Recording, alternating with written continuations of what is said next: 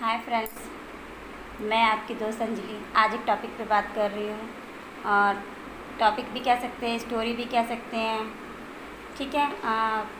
Story एक रानी की है। रानी अच्छी थी, अपने राज्य की रक्षा करती थी, अपने राज्य में रहने वाले लोगों की भी केयर करती थी, चाहे गरीब हो अमीर हो सबको एक जैसा ही देखती थी। और जहाँ जो गलती करता था वो उसको नहीं छोड़ती थी, पर सज़ा भी नहीं देती थी। पर ऐसा अच्छा इंसान बनाने के लिए उसको ऐसी ऐसी बातें बोलती थी कि कोई भी गलती करने से पहले सोचता था। अब क्या हुआ, रानी की अपनी ज़िंदगी थी, रानी को अपने हाथ का खाना पसंद था, वो बहुत अच्छी कुकिंग करती थी और अपने हाथों से ही खाना बनाती थी और नॉर्मली वो ज़िंदगी व्यतीत करती थी अपनी। और उसका एक सपना था कि वो जिससे भी शादी करे उसको उससे प्यार होना चाहिए। मतलब रानी अपनी पहली नज़र में ही उसको अपना दिल दे बैठे। अब रानी के लिए रानी के माँ बाप ने काफ़ी सारे लड़के देखे, काफ़ी सारे राजा आने लगे। रानी ने सबके लिए मना करती गई कि नहीं, मुझे इससे शादी नहीं करनी, मुझे इससे शादी नहीं करनी। नसीब से रानी का एक बहुत अच्छा फ्रेंड बना।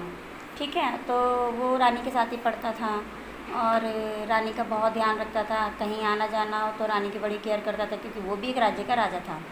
उसने वो रानी की केयर इसलिए करता था क्योंकि वो रानी से शादी करना चाहता था।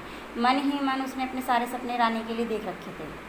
अब जब ये बात रानी को पता लगी तो रानी ने उस राजा से ये कहा कि मैंने कभी आपको उस नज़र से नहीं देखा, मैंने कभी आपको उस नज़र से नहीं देखा। अब ये बात सुन के उस राजा को बड़ा दुख हुआ, लेकिन कर भी क्या सकता था, क्योंकि वो रानी से बहुत प्यार करता था। और ज़बरदस्ती तो किसी के भी साथ नहीं की जा सकती, और प्यार तो एक ऐसी चीज़ है ना बांधी जा सकती है और ना ही तोड़ी जा सकती है। प्यार तो जानवर से भी हो जाता है, तो इंसान जानवर को अपने घर में ले आता है, उसकी रक्षा करता है, क्योंकि एक प्यार ही तो है, एक प्यार के पीछे ही तो वो जानवर को अपने घर लाया। तो इसी प्रकार उस राजा ने रानी से बिल्कुल ही चला गया, रानी की ज़िंदगी से। अब रानी को उसके जाने के बाद उसका एहसास हुआ रानी को कि पता नहीं मैंने ऐसा क्या कह दिया जो मतलब वो राजा मेरी लाइफ से चला गया, जो कि पर रानी ने इतना कह दिया कि मैंने आपको कभी उस नज़र से नहीं देखा। और नसीब से रानी एक दिन शहर के लिए घूम रही थी पार्क में ही कि उसकी नज़र एक राजा पे पड़ी। वो दूसरे जगह क्या राजा था, और वो एक ऐसा राजा था जो मतलब आसपास की लड़कियों से काफ़ी अच्छी घुल मिल के बातें कर रहा था। अब रानी दूर से उसको देख रही थी, रानी को उससे बस देखते ही मोहब्बत होगी। रानी के मन में ऐसा विचार आया कि रानी का राजा यही है, मतलब रानी शादी करेगी तो इसी राजा से ही करेगी। अब रानी को तो उनसे बात करनी थी। अब रानी बात करे तो करे कैसे, क्योंकि वो भी राजा है किसी राज्य का और रानी अपने राज्य की रानी थी। अब रानी को तो बस यही था कि हाँ मुझे बात करनी है तो करनी है। रानी गई उनके पास। पहले तो पीछे से सारी बातें उनकी सुनती रही। अब जब राजा ने एकदम में पलट के देखा तो रानी एकदम में घूर के देखने लगी। तो धीरे धीरे रानी ने बताया कि मैं वहाँ की रानी, और राजा ने बताया कि मैं वहाँ का राजा हूँ। ऐसे उनके बीच में बातें होने लगी। अब रानी ने तो सारे सपने संजो लिए, जैसे उस राजा ने रानी के लिए सपने देखे थे बीवी के, इसी प्रकार रानी ने इस राजा के लिए सपने देखे थे पति के।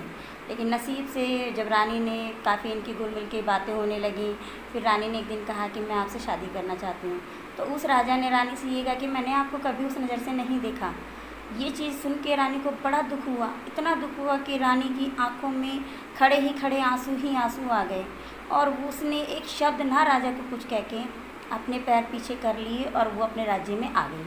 आंखें बंद करके ही उन्होंने अपने माँ बाप से डायरेक्ट कहा कि मेरी शादी करा दीजिए, मुझे शादी करनी है। माँ बाप ने ये कहा बेटा किससे करने की, आप जिससे चाहो उससे मेरी शादी करा दीजिए।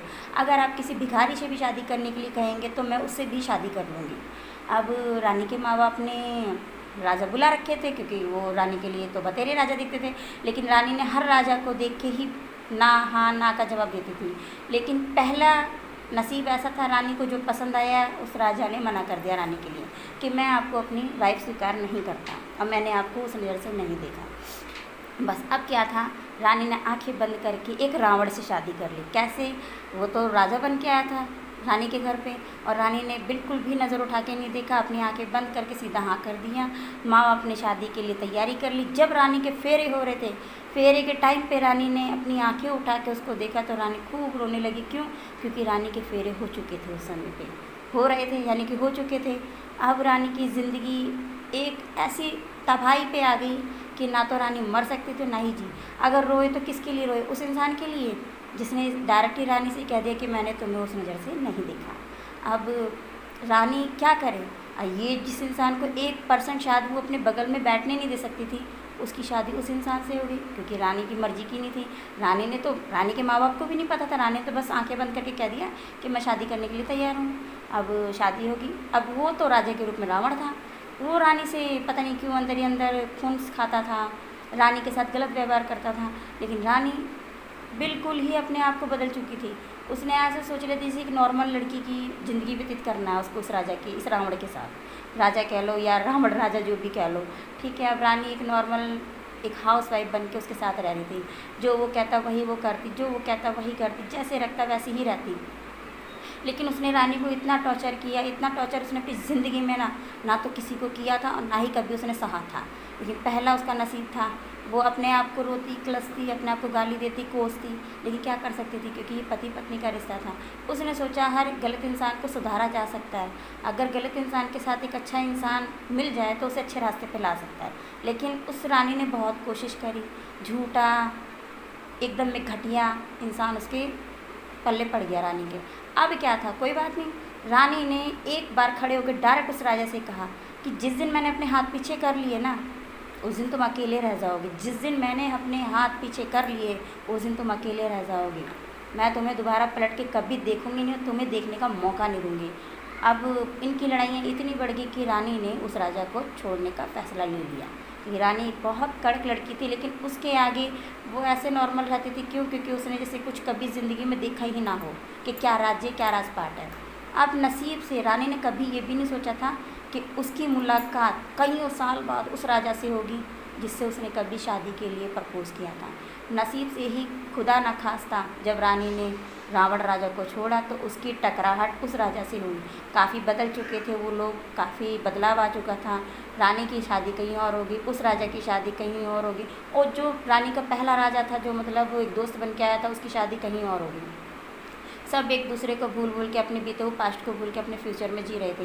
लेकिन रानी ने कभी नहीं सोचा था कि उसका पास्ट उसके आगे आ जाएगा। इतने में जब उस राजा से उसकी मुलाकात हुई तो उसने यही पूछा कि क्या आपकी शादी आपकी मर्ज़ी से हुई, क्या आपने लव मैरिज करी? तो उस राजा ने कहा नहीं, मेरी शादी किसी अनजान लड़की से हुई, मेरी लव मैरिज नहीं हुई। ये सोच के नसीब से देखो कि ना तो रानी को अपना प्यार मिला, ना ही राजा रानी से जो प्यार करता था रानी को वो भी नहीं मिला, और जिसको रानी ने चाहा रानी को वो नहीं मिला, और जिसको रानी नहीं चाहती थी नसीब से वो मिल गया। कहानी में मतलब इतने राजा इतने रावण आगे कि कुछ पूछो मत ही। और आखिर में इसका एंड क्या होना था नहीं पता था।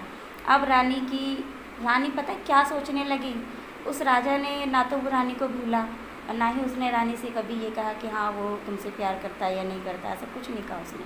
रानी ने बस इतना ही उससे जब पूछा कि क्या तुम्हारी शादी हो चुकी है, तो उसने यही कहा कि हाँ मेरी शादी हो चुकी है। और उन दोनों ने काफ़ी बातें करी, बातें करने के बाद उन्होंने अपने पैरों को पीछे पीछे कर लिया, जैसे कि वो एक दूसरे को जानते ही ना हो। क्यों? क्योंकि वो नहीं चाहते कि किसी तीसरे की ज़िंदगी ख़राब हो। क्यों? राजा ने अगर जिसको अपनी बीवी बनाया है, रानी चाहती है कि वो उसके साथ खुश रहे, और रानी का तो अपना नसीब था, उसके नसीब में अगर रावण लिखा था तो रावण ही उसके नसीब का था, तो वो क्या कर सकती थी। लेकिन आखिर में इस कहानी का एंड यही होना है कि रानी को वापस अपने उसी रूप में आना है जिस रूप में वो थी, क्योंकि वो हमेशा अच्छों की मदद करती थी, गलत इंसान को सज़ा ना देकर उसको अच्छी शिक्षा देती थी कि वो अच्छे रास्ते पे आ सके। और आज रानी जो है, रानी के साथ वो राजा नहीं है, लेकिन क्या आप कह सकते हैं, क्या आप मुझे बताएंगे कि इनकी मुलाकात क्यों हुई? क्या राजा के दिल में प्यार था रानी के लिए? क्या राजा ने प्यार छुपा रखा था? रानी तो प्यार सच्चा करती थी, लेकिन मुलाकात होने का क्या मतलब था? क्या इस रिश्ते में प्यार था या प्यार में रिश्ता छुपा हुआ था? क्या था? क्योंकि कहीं ना कहीं जहाँ रिश्ते होते हैं वहाँ प्यार नहीं होता, जहाँ प्यार होता है वहाँ रिश्ते नहीं होते। ये कैसा रिश्ता था जिसको सब भूल चुके थे, लेकिन फिर भी पास्ट आगे आ गया? क्या है ये? क्या था? रानी का सच्चा प्यार या राजा की भी आत्मा से सच्चा प्यार करता था? रानी के जाने के बाद राजा को एहसास हुआ कि सच्चा प्यार क्या होता है। तो प्लीज़ कमेंट्स करके बताना कि आपको मेरी स्टोरी कैसी लगी। इसमें 3 राजा की भूमिका है, जो एक राजा जो रानी की ज़िंदगी से जा चुका था, एक वो जो रानी की ज़िंदगी में आया वो भी गया, एक वो जो रावण बन के रानी की ज़िंदगी में आया। सो बाय, थैंक यू। अच्छी लगे तो लाइक और शेयर करना, ना समझ में आए तो दोबारा मैं इसको रिपीट कर सकती हूँ। Okay bye.